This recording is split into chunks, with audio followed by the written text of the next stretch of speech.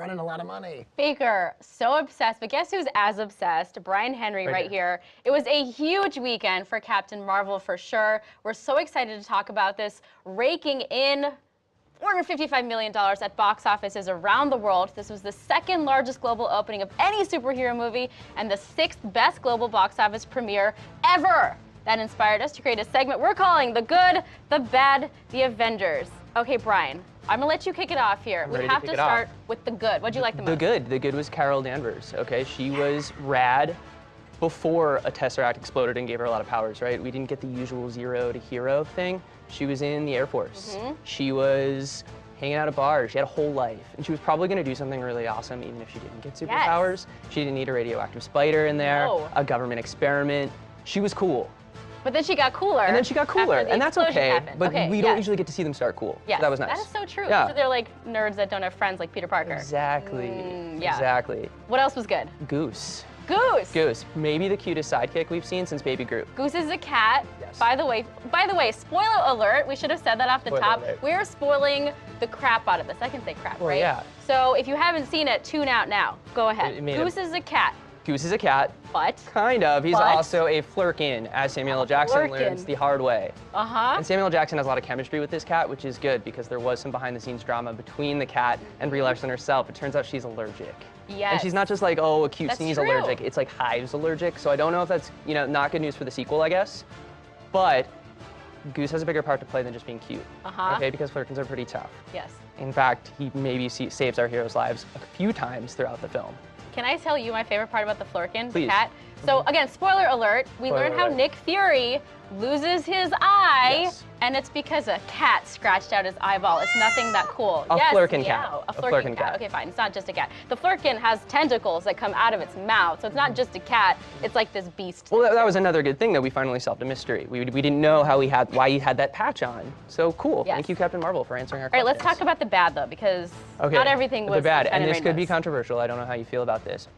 The music. Oh! Yeah, okay, fine. It was okay when they played some Nirvana. I was like, all right. And then TLC Waterfall is cool, but there was an entire fight sequence set to "I'm Just a Girl" by No Doubt, with Captain Marvel just like punching her way through it. Oh, and no, I love that part. Subtlety goes a long way, Disney. This was so much. I was at first I laughed, and then I was like, no, this is the set piece. This was like the final action thing. And it's set to No Doubt. Like, we got it. We got the point. We know that she's amazing. But I feel that she is like this tough chick. We didn't need Gwen Stefani singing about it with us. There were so many other songs in the 90s that they could have picked. I loved all the 90s references, though. That was probably my favorite. I liked the 90s references. Blockbuster, funny. Yeah. I'm Just a Girl. All right, that's the good, the bad. Let's talk about the Avengers now. Okay. But a very important question is Brie Larson in Avengers Endgame? How does she fit into all of this? She is in Avengers Endgame. Yes. Because just like we saw in Infinity War, Nick Fury sent her a little page.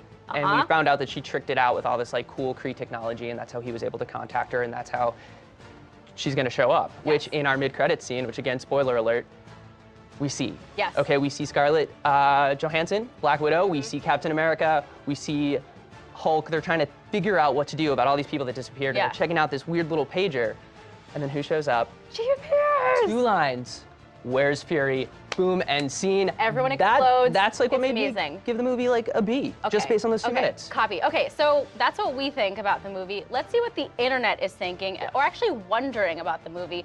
We pulled up the most popular search results for Is Captain Marvel. So the first question I find fascinating. Is Captain Marvel gay in the new movie? What an interesting question to wonder. So the takeaway here is, Brian, she has no love interest in this movie, which is a freaking breath of fresh air. Every other Marvel movie, or every other movie in the planet, has some kind of love interest, especially if it's female-driven, because then they are sort of driven by how they feel about a man. Wonder Woman, for example, she was in love with Chris Pine's character. So I think this is good. For the first time, she didn't necessarily have any romantic relationships, which is good. Okay, next question. Let's talk about whether she's a man or not. Is Captain Marvel a man? Is Captain Marvel a man? No. No. Brie Larson's Captain Marvel is not a man. You can see that. Well, Captain Marvel has been a man. Yes.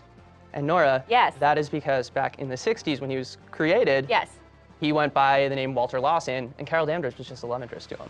Yes. But it's 2019, and we don't do that anymore. And that was originally Marvel, was the original Marvel. But Captain Marvel has been several different people. It's been Carol Danvers, it's been Monica Rambeau, which was the daughter of her best friend in this movie. Correct. Dr. Wendy Lawson, etc. Okay, is she the most powerful? Yeah, we watched her throw away some like alien nuclear bombs just like with a little push. I've never seen Thor do that. That's She's true. definitely the most powerful. And it is what Kevin Feige, Marvel president, has confirmed. Her powers are off the charts, and when she's introduced, she will be by far the strongest character we've ever had. Okay. We can skip the next question because we already answered Man or Woman.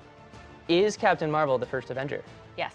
She is the first Avenger. Correct. Because Captain Nick Fury literally uses the word Avenger, which is her nickname on the airplane to create the Avengers. In the comics, though, her nickname is Cheeseburger. Did you know that? Fun fact. I didn't know that, but Nora, you were We do full of have to wrap up, Brian, sadly. Right. We could literally talk about this forever, Brian. Thank you for joining me. We're going to have more of these kinds of nerdy segments. More to come.